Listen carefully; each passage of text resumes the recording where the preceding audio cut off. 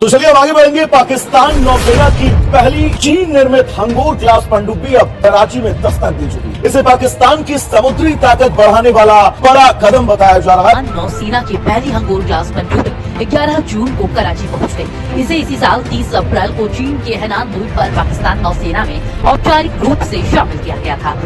नाजरीन, सेशन में हम बात करने वाले हैं पाकिस्तान के एक ऐसे जुगाड़ के बारे में जिसकी वजह से भारत थोड़ा सा कंफ्यूज है, थोड़ा सा टेंशन में है, क्योंकि ये जो पाकिस्तान ने जुगाड़ बैठाया है थोड़ा सा अनकन्वेंशनल है। आप सभी जानते हैं कि पाकिस्तानी नेवी भारत की नेवी के सामने बहुत छोटी है, बहुत कमजोर है, और पाकिस्तानी नेवी लगातार यहां पर कोशिश कर रही है कि वो अपनी पावर को किसी भी तरह बढ़ाए। आप सभी जानते हैं कि ऑपरेशन सिंदूर में भी भारत पाकिस्तान के कराची के ऊपर हमला करने के लिए पूरी तैयार था, और अब भारत की जो मशीनरी है या फिर भारत की जो पॉलिटिकल विल है वो चाहती है कि नेक्स्ट टाइम जब ऑपरेशन सिंदूर हो तो यहां पर नेवी के थ्रू अटैक किया जाए। तो नेवी की जो भारत की पावर है उसको देखते हुए पाकिस्तान बहुत घबराया हुआ, और पाकिस्तान बहुत लंबे टाइम से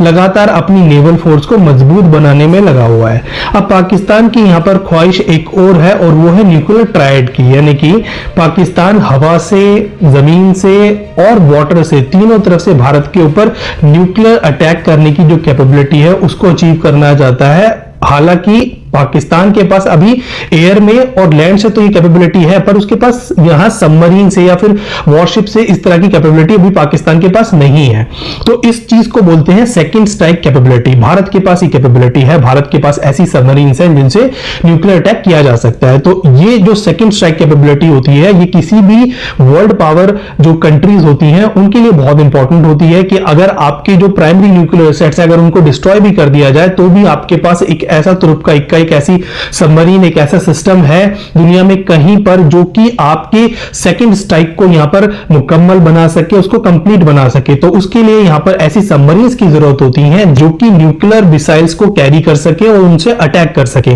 तो पाकिस्तान भी यहां पर यही चाहता है, और इसी वजह से पाकिस्तान ने 2024 में एक रिक्वेस्ट यहां पर चाइना को की थी, जिसके बारे में कुछ समय पहले एक लीक डॉक्यूमेंट में पता चला था कि 2024 में ही पाकिस्तान ने चाइना से यह फॉर्मल रिक्वेस्ट की थी कि वो चाइना पाकिस्तान को ऐसी न्यूक्लियर सबमरीन प्रोवाइड करे जिससे कि पाकिस्तान न्यूक्लियर अटैक कर सके। हालांकि चाइना ने इस चीज को पूरी तरह डिनाई कर दिया, और पाकिस्तान यहां पर इस सबमरीन के बदले चाइना को अपना जो ग्वादर पोर्ट है वो पूरी तरह एक परमानेंट मिलिट्री स्टेशन बनाने के लिए वहां पर उसको हैंडओवर करने वाला था। तो यहां तक पाकिस्तान चाइना को जो है ऑफर कर रहा था, बट चाइना ने यहां पर इस पूरे ऑफर को डिक्लाइन कर दिया, और उसका बड़ा कारण चाइना को यहां डर था, क्योंकि चाइना यहां पर एनपीटी का सिग्नेटरी है और वो नहीं चाहता था कि किसी भी तरह के सैंक्शन जो है चाइना के ऊपर लगे या फिर चाइना को न्यूक्लियर प्रोलिफरेशन का जो आरोप है वो झेलने पड़े। और स्पेशली यहां पर कई सारे देशों को फिर बहाना मिल जाता कि वो यहां पर ताइवान को भी इसी तरह के सिस्टम जो है वो डिलीवर कर सके, और चाइना के लिए ये जो चीज थी वो बिल्कुल भी मतलब चाइना इसको अफोर्ड नहीं कर सकता। तो चाइना ने पाकिस्तान को ये सबमरीन देने से पूरी तरह मना कर दिया। अब पाकिस्तान के पास आज के दिन में कोई और ऑप्शन नहीं है सिवाय इसके कि वो या तो अपना सिस्टम बना ले, पर यह चीज बनाने में पाकिस्तान को दशकों लग जाएंगे। इसीलिए पाकिस्तान ने यहां पर एक शॉर्ट रूट अपनाया। उसने यहां पर अपनी कन्वेंशनल सबमरीन जो कि उसकी हंगूर क्लास की, क्योंकि कुछ समय पहले ही पाकिस्तान और चाइना के बीच में एग्रीमेंट हुआ था जहां पर 8 हंगूर क्लास की जो सबमरीन हैं जो कि एक कन्वेंशनल डीजल इलेक्ट्रिकल सबमरीन है, और ये एआईपी टेक्नोलॉजी एनेबल्ड सबमरीन है, यानी कि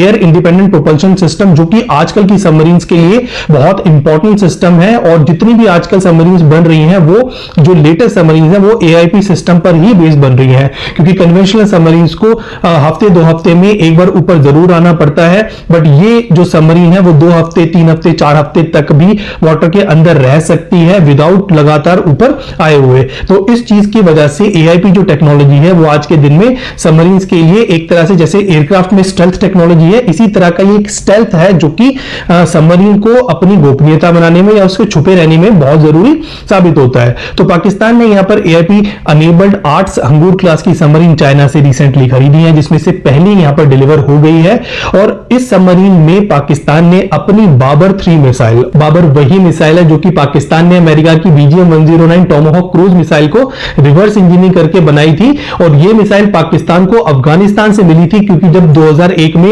अमेरिका ने अफगानिस्तान पर अटैक किया था तो कई सारी ऐसी मिसाइल्स पाकिस्तान ने वहां से रिकवर की थी, उनकी डेब्रीज रिकवर की थी, जिसको बाद में पाकिस्तान ने रिवर्स इंजीनियरिंग करके बाबर मिसाइल बनाई। तो उसका जो यहां पर सबमरीन लॉन्च वेरिएंट है, जिसको पाकिस्तान ने 2017 में डेवलप किया, उसको यहां पर पाकिस्तान अपनी जो हंगूर क्लास की सबमरीन है, जो कि एक डीजल इलेक्ट्रिकल सबमरीन है और एक कन्वेंशनल सबमरीन है, उसके साथ यहां पर अटैच करने जा रहा है। इसको लेकर के एक प्रोग्राम यहां पर पाकिस्तान ने शुरू किया है। और ये जो पाकिस्तान यहां पर जुगाड़ बैठाने जा रहा है, ये बहुत अनकन्वेंशनल है, क्योंकि ज्यादातर जो न्यूक्लियर मिसाइल्स हैं वो न्यूक्लियर पावर्ड सबमरीन के थ्रू ही लॉन्च की जाती हैं। तो पाकिस्तान आज के दिन में इस जुगाड़ को बैठा रहा है, जिसकी वजह से भारत अच्छा खासा कंफ्यूज हो गया है। हालांकि इस जो कंसेप्ट है उसको एनालिसिस बोलते हैं कि ये एक पुअर मैन सबमरीन है, यानी कि एक ऐसी सबमरीन जहां पर उस सबमरीन की कैपेबिलिटी से बियॉन्ड जाके कोई अनकन्वेंशनल वेपन उसके साथ अटैच कर दिया हो। तो पाकिस्तान ने यहां पर यही किया है और इससे भारत अच्छा खासा कंफ्यूज है। तो भारत की कंफ्यूजन यहां पर दो चीजों को लेकर के है। तो सबसे पहले भारत की कंफ्यूजन यह है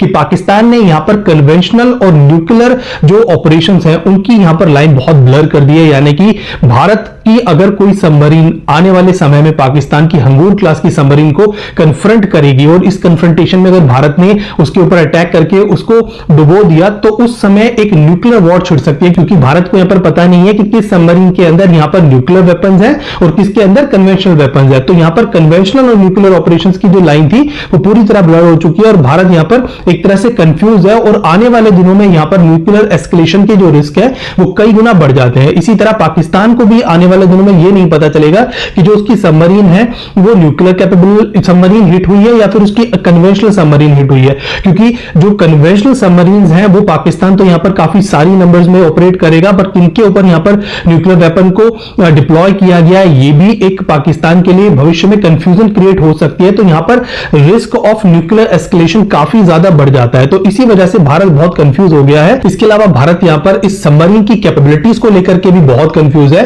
क्योंकि देखिए पाकिस्तान ने जो जुगाड़ बिठाया है, यानी कि ये जो हंगूर क्लास की सबमरीन जो कि एक conventional diesel electrical AIP enabled submarine है, ये अपने स्टेल्थी बिहेवियर के लिए जानी जाती है, यानी कि ये पानी के नीचे बहुत लंबे समय तक रह सकती है। पर इनकी जो स्पीड है वो बहुत कम होती है, लगभग 4 से लेकर के 6 नॉट की इनकी स्पीड होती है। और अगर कभी इस तरह का सिनेरियो बनता है कि इनको अपनी पोजीशन जो है सिक्योर करने के लिए एक जगह से दूसरी जगह पर अगर जाना पड़ेगा तो इनको इजीली डिटेक्ट किया जा सकता है। तो ये जो पूरा सिस्टम है ये भारत के जो एंटी सबमरीन वॉरफेयर है उसके लिए एक बहुत इजी टारगेट साबित होगा। तो भारत यहां पर ये कंफ्यूज है कि भाई अगर हमने इसको डिटेक्ट कर लिया और इसको डिस्ट्रॉय कर दिया तब यहां पर न्यूक्लियर जो वॉर है उसका खतरा बढ़ेगा और पाकिस्तान यहां पर इस सिस्टम में इस तरह की मिसाइल कैसे लगा सकता है, जबकि ये जो मिसाइल है यानी कि जो बाबर 3 है वो लगभग इसकी जो रेंज है वो 450 किलोमीटर है और 450 किलोमीटर की जो रेंज है वो सी के अंदर बहुत कम होती है। तो अगर इसको भारत के किसी मेजर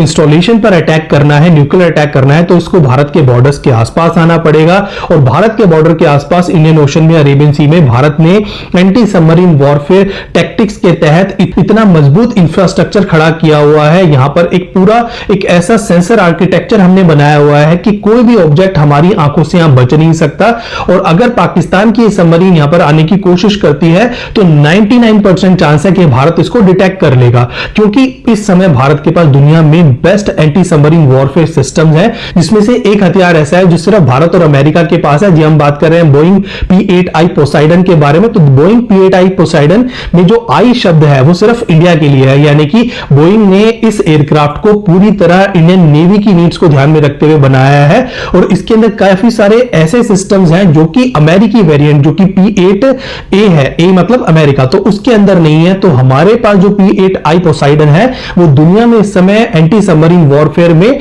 सबसे इंपॉर्टेंट और सबसे लीथल वेपन है और इसकी वजह से जो इंडियन ओशन का वास्ट एरिया है वहां पर कोई भी सबमरीन किसी भी समय में डिटेक्ट की जा सकती है। भारत के पास इसके अलावा भी काफी सारे ऐसे सिस्टम्स हैं, यहां पर जो ग्राउंड स्टेशंस हैं, इनके अलावा यहां पर सर्विलेंस रेडार्स हैं, यहां पर जो अंडर वाटर सेंसर्स हैं, यहां पर surveillance under water surveillance systems हैं, सोनोबायोन्स हैं। तो इस तरह के अनगिनत ऐसे सिस्टम्स हमने अपने इंडियन ओशन और उसके आसपास के रीजन्स में डिप्लॉय किए हुए हैं, जो कि हमें हल्की सी भी अगर आहट होती है, चाहे वो हल्की अकूस्टिक साउंड ही क्यों ना हो, उसको भी हम यहां पे डिटेक्ट कर सकते हैं। और एक बार उसका डिटेक्शन हो जाएगा तो हमारे पास एक ऐसा सिस्टम यहां पर तैयार है जो कि एक इंटीग्रेटेड बैटलफील्ड की तरह है, एक नेटवर्क सेंट्रिक सिस्टम है, जहां पर सारे एयरक्राफ्ट, सारे सेंसर्स, सारे सोनोबायोन्स, सारे जो पैसिव सोनोबायोन्स हैं वो भी यहां पर MH-60 जो रोमियो है वो भी एक एंटी सबमरीन वॉरफेयर के लिए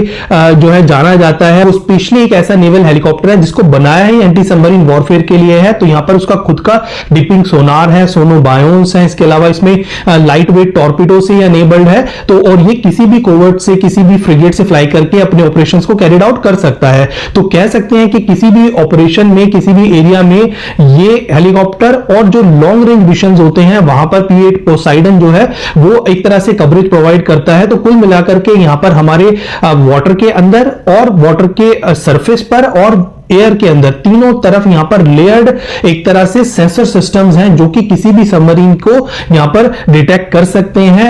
90% चांस है कि यहां पे सबमरीन डिटेक्ट हो ही जाएगी, 1% चांस हो सकता है कि सबमरीन यहां से स्लिप ओवर हो जाए, बट 90% चांस है कि सबमरीन यहां पर डिटेक्ट हो जाएगी। और अगर एक बार डिटेक्ट कर ली गई तो उसको फिर डिस्ट्रॉय करना यहां पर भारत की मजबूरी होगी। पर भारत को यह नहीं पता होगा कि भारत किस सबमरीन को यहां पर अटैक करने जा रहा है, क्या वो एक न्यूक्लियर कैपेबल मिसाइल को यहां पर कैरी कर रही है या फिर वो एक कन्वेंशनल सबमरीन है। तो इसी वजह से भारत यहां पर बहुत कंफ्यूज है, क्योंकि उसके पास जो यहां पर सिस्टम्स हैं वो इस सबमरीन को बहुत इजीली डिटेक्ट कर लेंगे। तो ये भारत की यहां पर कंफ्यूजन है। हालांकि पाकिस्तान के पास और कोई ऑप्शन था नहीं। पाकिस्तान को अगर ऑपरेशन सिंदूर पार्ट 2 में अपने आप को बचाना है तो कुछ ना कुछ उसको यहां पर करना पड़ेगा। और इसी वजह से पाकिस्तान ने यहां पर ये जुगाड़ बैठाया है, जिसके बाद भारत पूरी तरह कंफ्यूज हो गया है। क्योंकि कन्वेंशनली जितनी भी इस तरह की न्यूक्लियर पावर्ड कंट्री है जिनके पास न्यूक्लियर वेपन्स है, वो अपने कन्वेंशनल ऑपरेशंस और न्यूक्लियर ऑपरेशंस को सेपरेट करके रखती है। बट यहां पर जो सेपरेशन है उसकी लाइन बहुत हद तक ब्लर हो गई है और यहां पर एस्केलेशन के जो रिस्क है वो कई गुना बढ़ गए हैं। तो इसीलिए भारत यहां पर कंफ्यूज है। हालांकि भारत भी कुछ ना कुछ अपने लेवल पर इसको डील करने के लिए कोई यहां पर रास्ता जरूर निकालेगा और पाकिस्तान मीनवाइल इसी तरह के जुगाड़ों से काम चला सकता है। हालांकि चीन पूरी तरह उसकी मदद करने के लिए तैयार है, तुर्की भी उसकी मदद करने के लिए तैयार है, बट क्योंकि यहां पर एक न्यूक्लियर सिस्टम यहां पर अटैच हो गया है तो हो सकता है ये दोनों देश इस पर्टिकुलर मैटर में इन्वॉल्व ना हो।